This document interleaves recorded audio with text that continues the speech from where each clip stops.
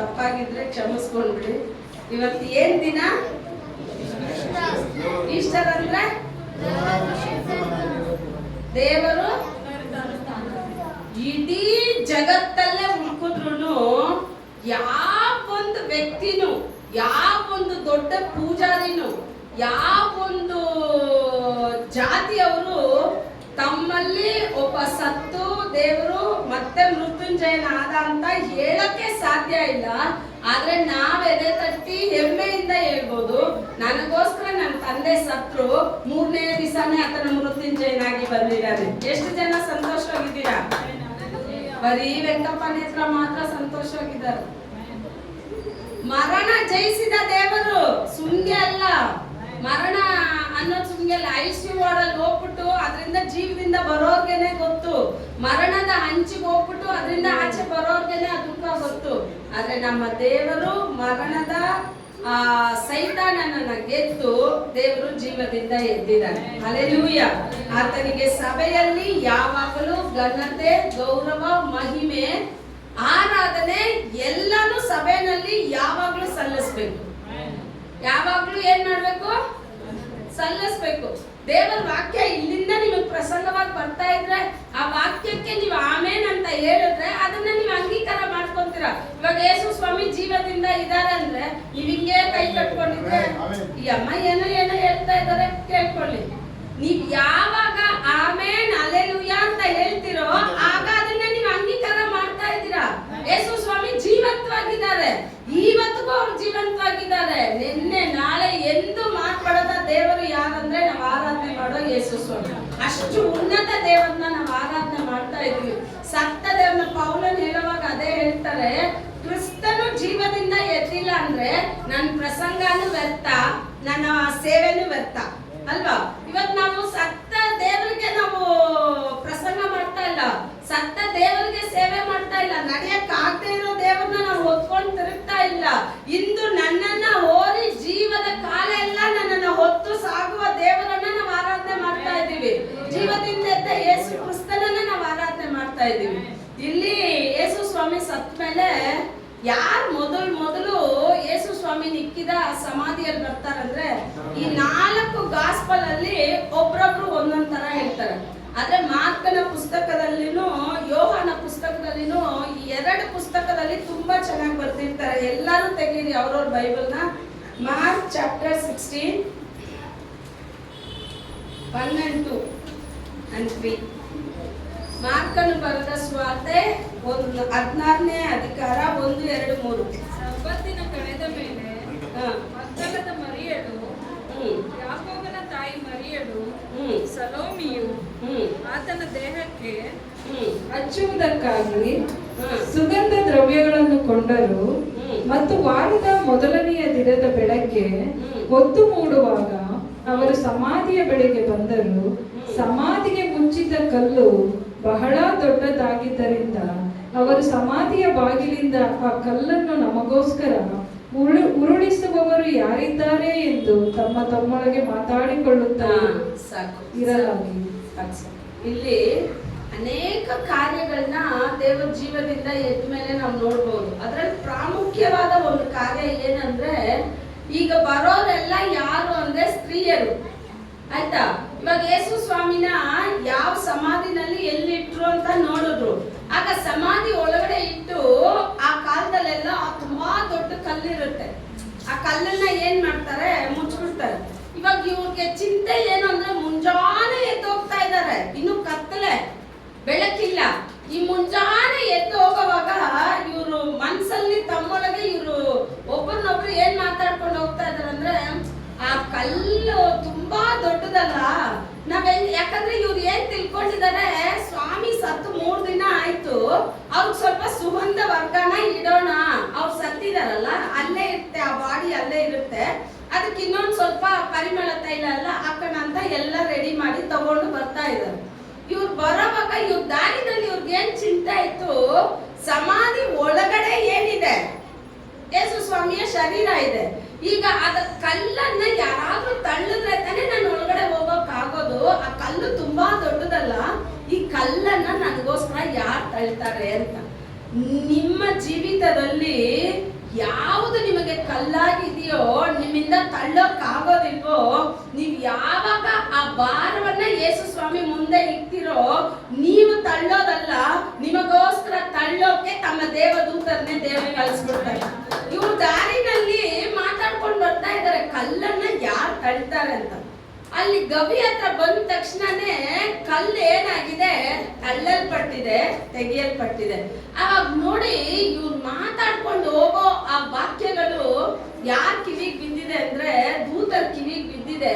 ಈ ಸ್ತ್ರೀಯಿಂದ ತಳ್ಳಕ್ ಆಗೋದಿಲ್ಲ, ಇವರಿಂದ ಇವ್ರ ರೋಗನ ತಳ್ಳಕ್ ಆಗೋದಿಲ್ಲ, ಇವರಿಂದ ಇವ್ರ ದರಿದ್ರನ ತಳ್ಳಕ್ ಆಗೋದಿಲ್ಲ, ಇವರಿಂದ ಈ ಕುಡಿತತನನ ತಳ್ಳಕ್ ಆಗದೆ, ಯಾವ್ದೆಲ್ಲ ತಳ್ಳಕ್ ಆಗೋದಿಲ್ಲ ಅಂತ ನೀವು ನೆನೆಸ್ತಿರೋ ಆ ಬಲಹೀನತೆನೆಲ್ಲ ತಗೊಂಡೋಗಿ ಎಲ್ಲಿಕ್ಕಿ ಅಂದ್ರೆ ಯೇಸು ಸ್ವಾಮಿ ಪಾದದಲ್ಲಿ ಇಕ್ಕಿ. ತಂದೆ ಕರೆಕ್ಟ್ ಆಗಿ ಅದು ಎಷ್ಟು ದೊಡ್ಡ ಕಲ್ಲಾಗಿದ್ರು ಅದನ್ನ ತಳ್ಳೋಕೆ ಯೇಸು ಸ್ವಾಮಿಯಿಂದ ಮಾತ್ರನೇ ಸಾಧ್ಯ. ತಳ್ತಾರ ತಳ್ಳಲ್ವಾ? ತಳ್ತಾರೆ.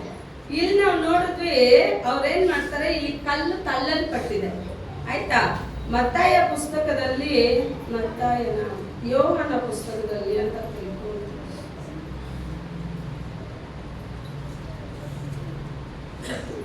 ಯೋಹನ ಪುಸ್ತಕ, ಲೂಕ ಬರೆದ ಸುವಾರ್ತೆ 24ನೇ ಅಧಿಕಾರ 2, 3, 4 ಓದಿ.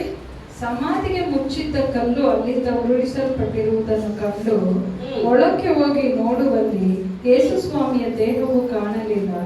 ಈ ವಿಷಯದಲ್ಲಿ ಅವರಿಗೆ ಗಲಿಬಿಲಿ ಉಂಟಾದಾಗ ಒಡೆಯುವ ಉಡುಪನ್ನು ಧರಿಸಿದ್ದ ಇಬ್ಬರು ಪುರುಷರು ಅಕಸ್ಮಾತ್ತಾಗಿ ಅವರ ಬಳಿಯಲ್ಲಿ ನಿಂತುಕೊಂಡರು. ಆ ಸ್ತ್ರೀಯರು ಭಯಹಿಡಿದವರಾಗಿ ತಮ್ಮ ಮುಖಗಳನ್ನು ನೆಲದ ಕಡೆಗೆ ಬೊಗ್ಗಿಸಿಕೊಂಡಿರುವಾಗ ಆ ಪುರುಷರು ಅವರಿಗೆ ಸತ್ತವರೊಳಗೆ ಬದುಕಿರುವವನನ್ನು ಹುಡುಕುವುದೇನು, ಆತನು ಇಲ್ಲಿ ಇಲ್ಲ, ಎದ್ದಿದ್ದಾನೆ.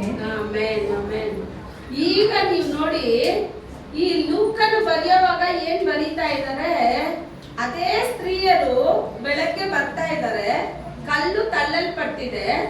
ಈಗ ಇವ್ರು ಯಾರನ್ನ ಹುಡುಕ್ತಾ ಇದಾರೆ ಅಂದ್ರೆ ಯೇಸು ಸ್ವಾಮಿನ ಹುಡುಕ್ತಾ ಇದ್ದಾರೆ. ಎಲ್ಲಿ ಹುಡುಕ್ತಾ ಇದ್ದಾರೆ? ಸಮಾಧಿಯಲ್ಲಿ ಏನಿರುತ್ತೆ? ಸಮಾಧಿಯಲ್ಲಿ ಏನಿರುತ್ತೆ? ದೇಹ ಇರುತ್ತೆ, ಸರಿನಾ? ಇವ್ರು ಹೋಗಿ ಏನ್ ಹುಡುಕ್ತಾರೆ? ಯೇಸು ಸ್ವಾಮಿಯ ದೇಹನ ಹುಡುಕ್ತಾರೆ. ಆಗ ದೇವದೂತರು ಹೇಳ್ತಾರೆ, ಸತ್ತವರಲ್ಲಿ ಬಂದು ಜೀವಂತವಾಗಿರೋ ದೇವರನ್ನ ನೀವು ಹುಡುಕೋದು ಏನಕ್ಕೆ? ಇವತ್ತು ಅನೇಕರಿಗೆ ಗೊತ್ತಿಲ್ಲ, ನಾನು ಆರಾಧನೆ ಮಾಡೋ ದೇವರು ಜೀವಂತವಾಗಿದ್ದಾರ, ಸತ್ತಿದಾರ. ಅವ್ರನ್ನ ನೀವು ಯಾವ ಸ್ಥಿತಿನಲ್ಲಿ ನಿಮ್ ಲೈಫ್ ಅಲ್ಲಿ ಇಟ್ಟಿದಿರೋ ಅದೇ ಸ್ಥಾನ. ನೀವು ಯೇಸು ಸ್ವಾಮಿನ ಸತ್ತ ಸ್ಥಿತಿನಲ್ಲೇ ಇಟ್ಟಿದ್ರೆ ನೀವೇನು ಮಾಡಕ್ ಆಗೋದಿಲ್ಲ. ಏನು ನಡೀದೇ ಇದ್ರು ನೀವು ಒಂದ್ ಹೇಳ್ಬೇಕು, ನಾನು ಆರಾಧನೆ ಮಾಡೋ ದೇವರು ಸತ್ತವರಲ್ಲ, ಆತನು ಯುಗ ಯುಗಕ್ಕೂ ಜೀವಿಸುವ ಆತನು, ಯುಗ ಯುಗಕ್ಕೂ ಆತನು ಬದುಕುವ ಆತನು, ಯುಗ ಯುಗಕ್ಕೂ ನನ್ನ ನಡೆಸುವ ಆತನು. ಯಾಕೆ ಅಂದ್ರೆ 1000 ತಲೆಮಾರುವರೆಗೂ ಆಶೀರ್ವಾದ ಕೊಡೋ ದೇವ್ರು ಯಾರಂದ್ರೆ ನಾವು ಆರಾಧನೆ ಮಾಡೋ ದೇವ್ರು. ಇವತ್ತು ಮುಂಜಾನೆಯಲ್ಲಿ ನಾವು ಕೇಳಿದ ಸಂದೇಶನು ಯಾವ್ದು ಅಂತ ಹೇಳಿದ್ರೆ, ಯಾವ್ದು ಈಸ್ಟರ್ ಹಬ್ಬದ ಸಂತೋಷ ಯಾವ್ದು ಅಂತ ಹೇಳಿದ್ರೆ, ಯಾವುದೆಲ್ಲ ನಿಮ್ಮ ಜೀವಿತದಲ್ಲಿ ಬಲಹೀನತೆ ಇದೆಯೋ, ಯಾವ ಕೆಟ್ಟತನ ಎಲ್ಲ ನಮ್ಮಲ್ಲಿ ತುಂಬಿಕೊಂಡಿದೆಯೋ, ಯಾವ ಕೆಟ್ಟ ಗುಣಗಳು ನಮ್ಮಲ್ಲಿ ತುಂಬಿಕೊಂಡಿದೆಯೋ ಅದೆಲ್ಲ ಸತ್ತ ಸ್ಥಿತಿ. ಆಯ್ತಾ? ಅದೆಲ್ಲ ಯಾವಾಗ ಪುನರುತ್ಥಾನ ಆಗುತ್ತೆ, ಯಾವಾಗ ನೀವು ಪುನರುತ್ಥಾನ ಆಗ್ತೀರಂದ್ರೆ ಅದನ್ನೆಲ್ಲ ಯೇಸು ಸ್ವಾಮಿ ಪಾದದಲ್ಲಿಟ್ಟು, ಅಪ್ಪ ನಿನ್ನಿಂದ ಮಾತ್ರ ನನ್ನನ್ನು ಬದಲಾಯಿಸೋಕ್ ಸಾಧ್ಯ ಅಂತ ಹೇಳಿ ನಿಮ್ಮನ್ನು ನೀವು ಒಪ್ಪಿಸ್ಕೊಡೋವಾಗ ನಿಮ್ಮ ಆತ್ಮ ಮತ್ತೆ ಜೀವದಿಂದ ಬರುತ್ತೆ. ಗೊತ್ತಾ? ಅದನ್ನ ನಮ್ಮ ಬಲಹೀನತೆನ ಕಂಡು ನಮ್ಮನ್ನ ತಳ್ಳೋ ದೇವ್ರು ಅಲ್ಲ. ವಚನ ಹೇಳುತ್ತೆ, பலவீனத்தை குறித்து அவர் பரிதவிக்கிற தேவன் கிடையாது. நம்முடைய பலவீனங்களை தள்ளாமல் அதை பலப்படுத்தி நம்மை நிலைநிறுத்துகிற தேவன். ಬಲಹೀನನ್ ಎಂದು ನನ್ನನ್ನು ತಳ್ಳೋರಲ್ಲ. ಅಯ್ಯೋ ಇವನ್ ಬಲಾನೇ, ಇವನ್ ಇವಾಗ ಇನ್ನೊಬ್ರು ದೇವರುಗಳನ್ನ ನೋಡಿ ಅದ್ ನಡೆಯೋದಿಲ್ಲ. ಅದನ್ನೇನ್ ಮಾಡ್ಬೇಕು? ಹೊತ್ಕೊಂಡು ಓಡಾಡ್ಬೇಕು. ಆಮೇಲೆ ಅದಕ್ಕೆ ಮದ್ವೆ ಅಂತ ಹೇಳ್ತಾರೆ. ಅದ್ ಮದ್ವೆ ಯಾರು ಕಟ್ತಾರೆ? ತಾಳಿ ಪೂಜಾರಿ ಕಟ್ಬಿಡ್ತಾನೆ. ಆವಾಗ ಅದನ್ನ ಕಟ್ಟಕ್ಕೂ ಆಗೋದಿಲ್ಲ, ಮುಟ್ಟಕ್ಕಾಗೋದಿಲ್ಲ, ಓಡಾಡಕ್ಕಾಗೋದಿಲ್ಲ. ಅದನ್ನ ಮನುಷ್ಯನೇ ಹೊತ್ಕೊಂಡು ಹೋಗ್ತಾನೆ. ಆದ್ರೆ ನಾನು ಆರಾಧನೆ ಮಾಡೋರು, ನಾನು ಅವ್ನ ಹೊರ್ತಾ ಇಲ್ಲ. ಪ್ರತಿ ದಿನ ಪ್ರತಿ ಕ್ಷಣ ಆತನ್ನ ನನ್ನನ್ನು ಹೊರ್ತಾ ಇದ್ದಾನೆ, ಆತನ್ನ ನನ್ನ ಪರಿಶುದ್ಧ ಪಡಿಸ್ತಾ ಇದ್ದಾನೆ. ಒಂದು ವ್ಯಕ್ತಿ ಹಂಗೇನೆ ದೇವರಲ್ಲಿ ಆರಾಧನೆ ಮಾಡೋ ವ್ಯಕ್ತಿನೇ. ಅವ್ರು ಹೋಗಿ ಒಂದು ಹೋಟ್ಲಲ್ಲಿ ಕೂತ್ಕೊಂಡಿರೋವಾಗ ಮುಂಜಾನೆ ನಾಷ್ಟ ತಿನ್ಬೇಕು ಅಂತ ಹೋದಾಗ ಅವ್ರು ಕೂತ್ಕೊಂಡಿದಾರಂತೆ. ಅವ್ರ ಟೇಬಲ್ ಮುಂದೆ ಅನೇಕ ಫೋಟೋಗಳು ಇಟ್ಟಿದ್ರು. ಅದನ್ನ ಒಂದು ವ್ಯಕ್ತಿ ಏನ್ ಮಾಡಿದ್ನಂತೆ, ದೋಸೆ ಕಲ್ಲು ಒರ್ಸೋಕೆಲ್ಲ ಬಟ್ಟೆ ಇಕ್ತಾರಲ್ಲ, ದೋಸೆ ಕಲ್ಲು ಒರ್ಸೋ ಬಟ್ಟೆನ ಒದ್ರುಬಿಟ್ಟು ಮತ್ತೆ ನೀರಲ್ಲಿ ಹತ್ಕೊಂಡು ಬಂದು ಏನ್ ಮಾಡದ್ನಂತೆ, ಎಲ್ಲ ಒರೆಸ್ತಾ ಇದ್ನಂತೆ. ಎಲ್ಲ ಒರೆಸ್ಬಿಟ್ಟು ಮತ್ತೆ ಅದಕ್ಕೆ ಏನೇನು ಇಕ್ಬೇಕೋ ಎಲ್ಲ ಇಕ್ಕಿದ್ರು. ಈ ವ್ಯಕ್ತಿ ತುಂಬಾ ಹೊತ್ತಿಂದ ಅದನ್ನ ನೋಡ್ತಾನೆ ಇದ್ರೆ ಆತ್ಮ ಸ್ವರೂಪನ್ ಕೇಳಿದ್ರಂತೆ, ಏನ್ ನಿನಗೆ ಗೊತ್ತಾಗ್ತಾ ಇದೆ ಅದ್ರಲ್ಲಿ? ಏನಿಲ್ಲ, ಯೂಸ್ ಮಾಡೋ ಬಟ್ಟೆನಲ್ಲೇ ಅದನ್ನೆಲ್ಲ ಒರೆಸ್ತಾ ಇದ್ದಾರೆ ಅಂತ. ಆಮೇಲೆ ಆತ್ಮ ಸ್ವರೂಪನ ಅವರಲ್ಲಿ ಹೇಳ್ಕೊಟ್ರಂತೆ, ಅದನ್ನೇ ಅದು ಶುದ್ಧ ಮಾಡ್ಕೊಳಕ್ ಆಗೋದಿಲ್ಲ.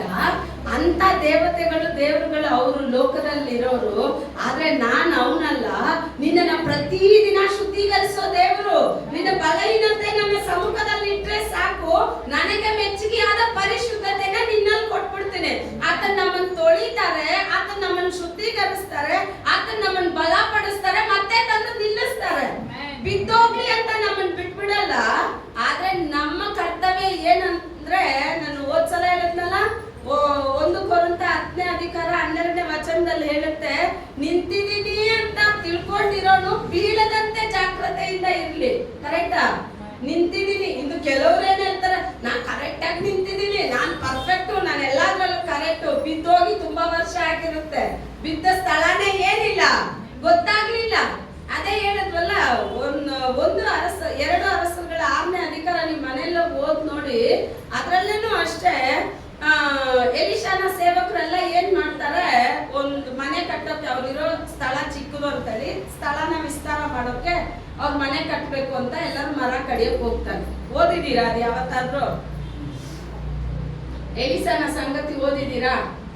ಎಲಿಷಾನ, ಎಲಿಯಾನ, ಏಲಿನ ಯಾರೋ ಅಂತ ತಲೆನಲ್ಲಿ ಏನಾಗ್ತಾ ಇದೆ. ಆ ಎಲಿಷಾ ಏನ್ ಮಾಡ್ತಾರೆ, ಸರಿ ಹೋಗೋಣ ಅಂತ. ಅವ್ರು ಹೋಗೋವಾಗ ಹೇಳ್ತಾರೆ, ಎಲಿಸಾ ನೀವು ನಮ್ ಜೊತೆನಲ್ಲೇ ಬನ್ನಿ ಅಂತ ಕರೀತಾರೆ. ಸರಿ ಅಂತ ಹೋಗ್ತಾರೆ. ಇವಾಗ ಹೋಗಿ ಎಲ್ಲ ಮರ ಕಡಿತಾ ಇರುವಾಗ ಒಬ್ಬನ ಕೈಯಲ್ಲಿದ್ದು ಆ ಏನ್ ಹೇಳೋದು ಕನ್ನಡದಲ್ಲಿ, ಕೋಡಾರಿಕೆ, ಕೊಡ್ಲಿ ಏನಾಗಿ, ಅವನು ಮರ ಕಡಿಯೋವಾಗ ಅವನ್ ಕೊಡ್ಲಿ ಆ ಕಡ್ಡಿಯಿಂದ ಕಲ್ಚ್ಕೊಂಡು ಹೋಗಿ ಎಲ್ಲಿ ಬಿದ್ಬಿಡ್ತು. ಓದಿದ್ದೀರಾ ನೀವು? ಸಂದೇಶ ಓದಿದ್ದೀರಾ ಇಲ್ವಾ? ಸ್ಕೂಲಲ್ಲಿ ಓದಿದ್ದು. ಸ್ಕೂಲ್ ಬೈಬಲ್ ಅಲ್ಲಿ ಓದೋದ್ನೆಲ್ಲ ಅದ್ರಲ್ಲಿ ಒಂದು ಎಕ್ಸ್ಟ್ರಾ 2-3 ಸೇರಿಸ್ಬಿಟ್ಟು ಸ್ಕೂಲಲ್ಲಿ ನಾನು ಓದಿದ್ದೀನಿ.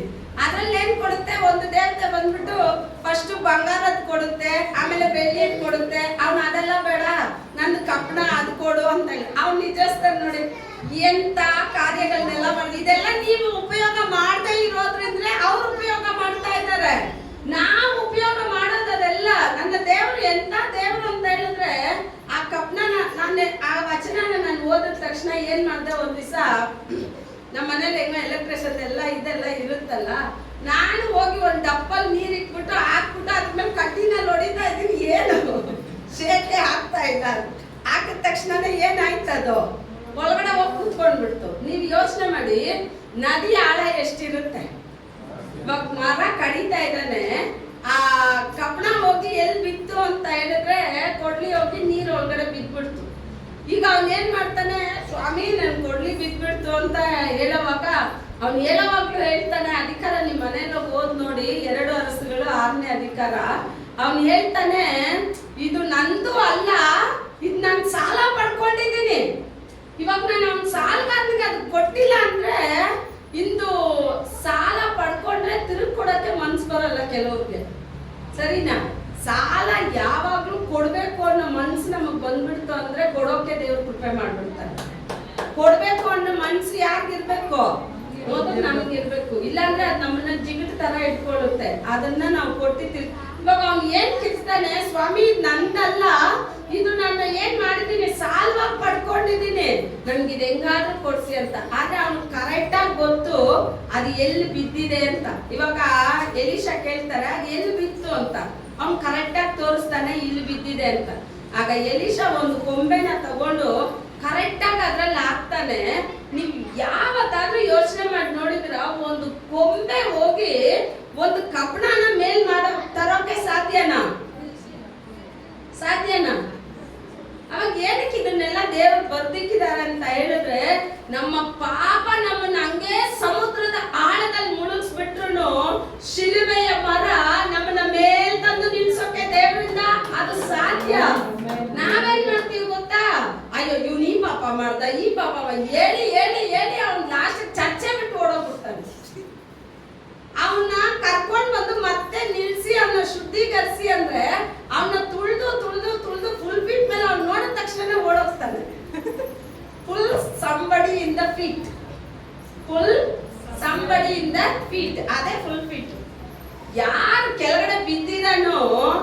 ನನ್ ಕೈ ಕೊಟ್ಟ ಅಲ್ಲ, ಕರ ಕೊಡೋ ದೇವರಿದ್ದಾರೆ ಅಂತ ಅವ್ರು ತೋರ್ಪಡಿಸಿ, ಎತ್ತಿಸೋ ದೇವರಿದ್ದಾರೆ ಅಂತ ತೋರ್ಪಡಿಸಿ, ತೊಳೆಯೋ ದೇವರಿದ್ದಾರೆ ಅಂತ ತೋರ್ಪಡಿಸಿ, ಬಲಪಡಿಸುವ ದೇವರಿದ್ದಾರೆ ಅಂತ ತೋರ್ಪಡಿಸಿ, ಆಶೀರ್ವಾದ ಪಡಿಸುವ ದೇವರಿದ್ದಾರೆ ಅಂತ ತೋರ್ಪಡಿಸಿ, ಇಷ್ಟು ಆಶೀರ್ವಾದಗಳು ಯಾರಲ್ಲಿ ಅಡಗಿದೆ ಅಂದ್ರೆ ಸರ್ವಶಕ್ತನಾದ ಯೇಸು ಕ್ರಿಸ್ತನಲ್ಲಿ ಅಡಗಿದೆ. ಆತನು ಸರ್ವಶಕ್ತನು, ಆತನಿಂದ ಆಗದೆ ಇರೋ ಕಾರ್ಯ ಯಾವುದು ಇಲ್ಲ. ನೀವು ಹೇಳಿ ನನ್ ಗಂಡ ಕುಡುಕ ಈ ರೀತಿ ಇದೆ, ಆದ್ರೆ ನನಗ್ ನಂಬಿಕೆ ಇದೆ, ಈ ಮನುಷ್ಯನನ್ನು ಬದಲಾಯಿಸೋ ಶಕ್ತಿ ನನ್ನ ಯೇಸು ಸ್ವಾಮಿನಲ್ಲಿದೆ. ಈ ಆಸೆ ನಿಮ್ಮಲ್ಲಿ ಬಂದ್ಬಿಡ್ತು ಅಂತ ಹೇಳಿದ್ರೆ ಯೇಸು ಸ್ವಾಮಿ ಏನ್ ಮಾಡ್ತಾರೆ, ನಮ್ ಮಕ್ಕಳಿಗೆ ಗೊತ್ತು ತಾನೆ ನಮ್ ಕೆಪಾಸಿಟಿ ಏನ್ ಅನ್ನೋದು ಗೊತ್ತು. ಆದ್ರೂ ನಮ್ಮ ಹತ್ರ ದುಡ್ಡು ಇದೆಯೋ ಇಲ್ವೋ, ಅದು ಯಾವ ಬಟ್ಟೆ ಇಷ್ಟ ಪಡುತ್ತೆ ಅಂದ್ರೆ ನಾವೊಂದು 300 ರೂಪಾಯಿ ಕ್ಯಾಲ್ಕುಲೇಷನ್ ಹಾಕಿರ್ತೀವಿ, ಅದು 2000 ಕ್ಯಾಲ್ಕುಲೇಷನ್ ಹಾಕಿರುತ್ತೆ. ನಾವೆಷ್ಟು ಹಾಕಿರ್ತೀವಿ? 300 ರೂಪಾಯಿ. ಅದೆಷ್ಟಕ್ಕೆ ಹಾಕಿರುತ್ತೆ? ಆ 2000 ಬಟ್ಟೆನೆ 300 ರೂಪಾಯಿಯಲ್ಲಿ ಸಿಗುತ್ತಾ ಅಂತ 16 ಅಂಗಡಿಗಳು ನಾವು ಓಡಾಡ್ತೀವಿ. ಕರೆಕ್ಟಾ? ಸಿಗೋದಿಲ್ಲ. ಆದ್ರೆ ಆ ಮಕ್ಕಳಿಗೆ ನಮ್ಮ ಹತ್ರ ಇದೆಯಾ ಇಲ್ವಾ ಅಂತ ಗೊತ್ತಿಲ್ಲ. ಆದ್ರೆ ಅದಕ್ಕೊಂದು ನಂಬಿಕೆ ಏನು ಅಂತ ಹೇಳಿದ್ರೆ, ನನ್ನ ತಂದೆ ತಾಯಿಗಳ ಹತ್ರ ಹೇಳಿದ್ರೆ ನನ್ಗೆ ಹೆಂಗಾದ್ರೂ ಈಸ್ಕೊಟ್ಬಿಡ್ತಾರೆ. ಆಗ ಈ ಮಕ್ಕಳಿಗೆ ನಮ್ಮ ಮೇಲೆ ನಂಬಿಕೆ ಇದೆ ಅಂತ ಹೇಳಿದ್ರೆ, ನಮ್ಮನ್ನ ಸೃಷ್ಟಿ ಮಾಡಿದ ಕರ್ತನಲ್ಲಿ ನಾವು ಭರವಸೆ ಇಡೋದಾದ್ರೆ ನಮ್ಮ ಕಾರ್ಯಗಳನ್ನ ದೇವರು ಬದಲಾಯಿಸೋದಿಲ್ವಾ? ನೀವೆಲ್ಲ ಯಾರು ದೇವ್ರಿಗೆ? ಯೇಸು ಸ್ವಾಮಿ ನೀವೆಲ್ಲ ಯಾರು? ಮಕ್ಕಳು. ನೀವು ಒಂದೇ ಒಂದು ಮಾತ್ರ ಯೇಸು ಸ್ವಾಮಿನ ನನ್ಗೆ ಇನ್ನೂ ಅಂಡರ್ಸ್ಟ್ಯಾಂಡೇ ಆಗಿಲ್ಲ. ಅವ್ರು ನನ್ಗೂ ತಂದೆ, ನನ್ ಮಕ್ಳಿಗೂ ತಂದೆ, ಅವ್ರ ಮಕ್ಳಿಗೂ ತಂದೆ, ಅವ್ರ ಮಕ್ಳಿಗೂ ತಂದೆ, ಅವ್ರ ತಾತಾನೇ ಆಗೋದಿಲ್ಲ. ಆಯ್ತಾ? ಇವಾಗ ಇವ್ರು ಯಾವ ಸ್ಥಾನಕ್ಕೆ ಬಂದ್ಬಿಟ್ರು? ಆದ್ರೆ ಯೇಸು ಸ್ವಾಮಿ ಯಾರಿಗೂ ತಾತಾನೇ ಅಲ್ಲ, ಆತನ ಎಲ್ಲರಿಗೂ ತಂದೆ. ಅಂದ್ರೆ ಯುಗ ಯುಗಕ್ಕೂ ಜೀವಿಸುವ ದೇವರು. ಆತನಲ್ಲಿ ವಯಸ್ಸೇ ಇಲ್ಲ, ಆತನ ಮುದುಕ ಅಲ್ಲ. ಆತನ ಯಾವತ್ತಿಗೂ ಎಲ್ಲ ಜನರನ್ನ ಆಕರ್ಷಣೆ ಮಾಡುವ ಸೌಂದರ್ಯ ತುಂಬಿದ ದೇವರು. ನಾವ್ ಹೇಳ್ಬೋದು, ನಾನು ನಿಮ್ಗೆ ಹೇಳಿದ್ರೆ ನೀವು ಮರ್ತಿರ್ತೀರೋ ಏನೋ, ಒಂದು ಸೇವಕರು ಅಷ್ಟೇ, ತುಂಬಾ ದೊಡ್ಡ ಸೇವಕರು. ಅವ್ರು ಬೀದಿನಲ್ಲಿ ಹೋಗಿ ಆರ್ಮೆಂಟ್ ಪೆಟ್ಟಿ ಇಟ್ಕೊಂಡು ಹಾಡಾಡುವಾಗ ಎಲ್ಲರೂ ಗುಂಪಾಗಿ ಬಂದ್ರಂತೆ. ಎಲ್ಲರೂ ಗುಂಪಾಗಿ ಬಂದು ಹಾಡು ಕೇಳ್ತಾ ಇದ್ರೆ ಅದ್ರಲ್ಲಿ ಒಂದು ವ್ಯಕ್ತಿ ಆ ಬಾಲ ಇಟ್ಟಿರುತ್ತಲ್ಲ, ಅದಕ್ಕೆ ತುಂಬಾ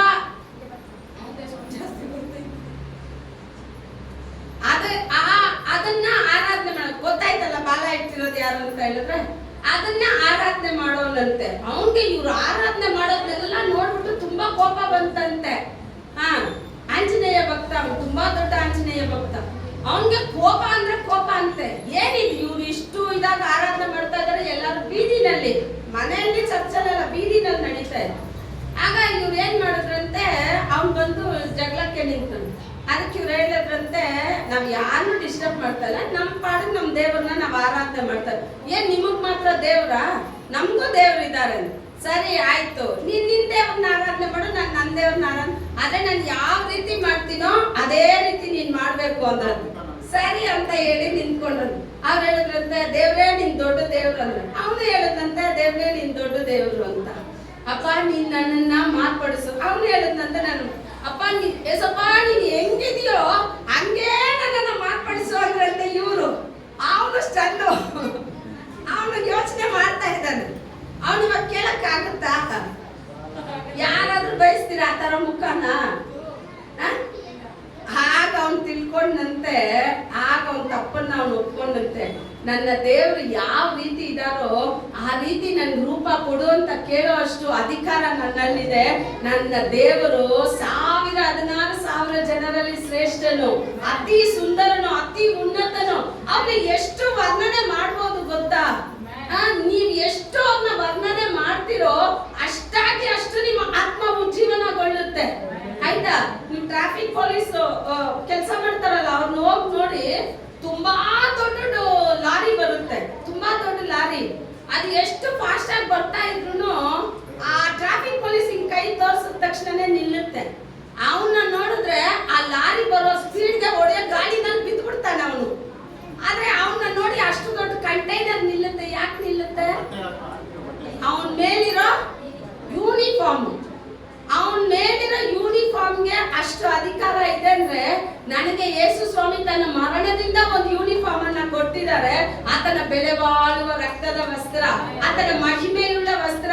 ಆಗ ಆ ವಸ್ತ್ರವನ್ನ ನಾವು ಧರಿಸ್ಕೊಳ್ಳೋದಾದ್ರೆ ಸಮಸ್ತವು ನಮ್ಮನ್ನ ನೋಡಿ ಎದುರ್ಬೇಕು, ಸಮಸ್ತವು ನಮ್ಮ ಮುಂದೆ ಅಡ್ಡ ಬೀಳ್ಬೇಕು, ಸಮಸ್ತ ಅಧಿಕಾರಿಗಳು ನಮ್ಮ ಮುಂದೆ ಬಂದು ನಿಲ್ಬಾರ್ದ?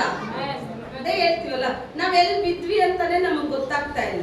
ನಾವೆಲ್ಲಿ ಬಿದ್ವಿ ಅಂತ ಅವನು ಗೊತ್ತಾಯ್ತು, ಆ ಕೊಡ್ಲಿ ಎಲ್ಲಿ ಬಿತ್ತು ಅಂತ ಹೇಳಿ ಅವ್ನು ಕರೆಕ್ಟ್ ಆಗಿ ತೋರಿಸ್ದ. ಇವಾಗ ನಾವ್ ಎಲ್ಲಿ ಬಿದ್ದಿದೀವಿ ಅಂತ, ಯಾವ ಪಾಪದಲ್ಲಿ ಬಿದ್ದಿದೀವಿ, ಮಾತಲ್ಲಿ ಬಿದ್ದಿದೀವ, ನೋಟದಲ್ಲಿ ಬಿದ್ದಿದೀವ, ಇಲ್ಲ ಅಂದ್ರೆ ಏನ್ ಹೇಳೋದು ಕೆಟ್ಟ ಕಾರ್ಯದಲ್ಲಿ ಬಿದ್ದಿದೀವ, ಇಲ್ಲ ಅಂದ್ರೆ ದೇವ್ರ ಸಮ್ಮುಖಕ್ಕೆ ಹೋಗದೆ ಬಿದ್ದಿದೀವ, ಎಲ್ಲಿ ಬಿದ್ದಿದೀವಿ ಅಂತ ಹೇಳಿ ನೀವೇ ಕಂಡಿಡ್ದು ನೀವೇ ನಿಮ್ಮ ತಪ್ಪನ್ನು ಒಪ್ಕೊಂಡು ಅದನ್ನ ತಗೊಂಡೋಗಿ ದೇವರ ಪಾದದಲ್ಲಿ ನಿಂತ್ಕೋವಾಗ ದೇವರು ನಿಮ್ಮನ್ನ ಬಲಪಡಿಸಿ ಆತನ ನಿಮ್ಮನ್ನ ಉಜ್ಜೀವನ ಮಾಡ್ಬಿಡ್ತಾನೆ. ಇವತ್ತೆಲ್ಲ ಮನೆಯಲ್ಲೂ ಏನ್ ಆಹಾರ ಇರುತ್ತೆ? ಏನೇನು ಜೋರಾಗಿ ಹೇಳಿ. ಎಲ್ಲ ಎಲ್ಲ ಯಾವ್ದಕ್ಕೆ ಇದೆಲ್ಲ? ಹೊಟ್ಟೆಗೆ, ಈ ಶರೀರಕ್ಕೆನೆ ಇಷ್ಟು ಆಹಾರನು.